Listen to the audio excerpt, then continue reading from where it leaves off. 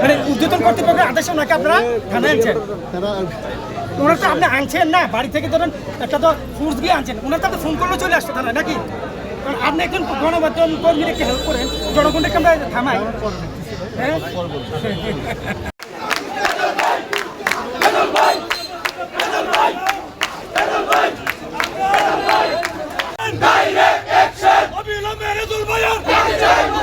মুক্তি চাই, দিতে হবে।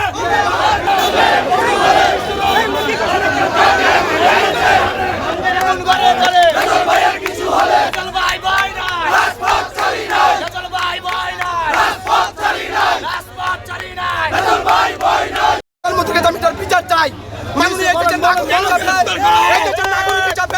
আমি চাইতে চাই কেন আমার নেতাকে এই এতটুকু সন্তানকে না জানিয়ে তাকে আজকে তাকে এই থানা হাজতে আনা হয়েছে। আমার বাবাকে আমি অবশ্যই জানবো, আমি যদি তার সন্তান এই দীর্ঘ 17 বছর আমার প্রতিটা লোকের মামলা খাইছে, যা জুলুম রিমান্ড এমন কোনো অত্যাচার নেই।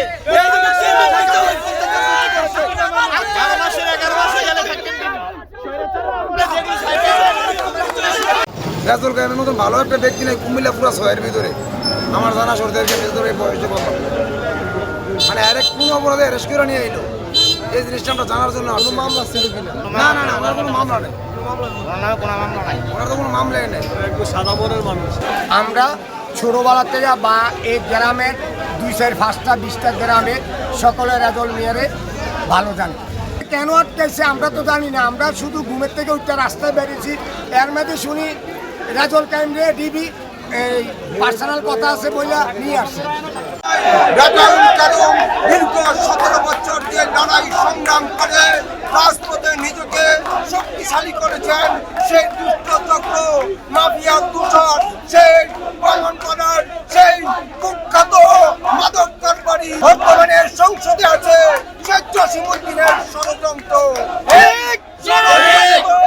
আমরা কিছুতেই মেনে নিতে পারি না। রাজাউল কাইয়ুম একদিনে গড়ে ওঠে নাই, দীর্ঘ 17 বছর রাজাউল কাইয়ুম লড়াই সংগ্রামে আন্দোলনের দাবানল ছিল। 63টা মামলার উনি আসামি হয়েছেন, উনি দীর্ঘ কারাভোগ করেছেন। হ্যাঁ 63টা মামলার উনি ওনার মতন ত্যাগ, ওনার মতন ত্যাগ, ওনার মতন জেল, ওনার মতন মামলা আর কোন রাজনীতিবিদ কেউ খায় নাই। আর গতকালকে যেগুলো বলছে আসলে সিএনজির ব্যাপারে, বাস স্ট্যান্ডের ব্যাপারে উনি কোনো এই ব্যাপারে ওনার সাথে কোনো সংশ্লিষ্ট নাই। ইজারা আনছে, ইজারাদাররা যারা সবসময় আনতেছে বিগত তারাই আনতেছে, আইনটা আনার পরে তারা ইজারা আদায় করতেছে। রাজল ভাইয়ের পরিবার এই বাস স্ট্যান্ডের সাথে পরিবহনের সাথে আসনের মধ্যে উনি একজন সাদা মনের মানুষ ছিল, ওনাকে ধরে নিয়ে আসার ঠিক হয় নাই, বুঝছেন? ওনার মতো লোকে হয় না, উনি একজন পবিত্র মানুষ। আমরা চাই ওনাকে, উনি কখনো অন্যায় করছে বলে মনে হয় না।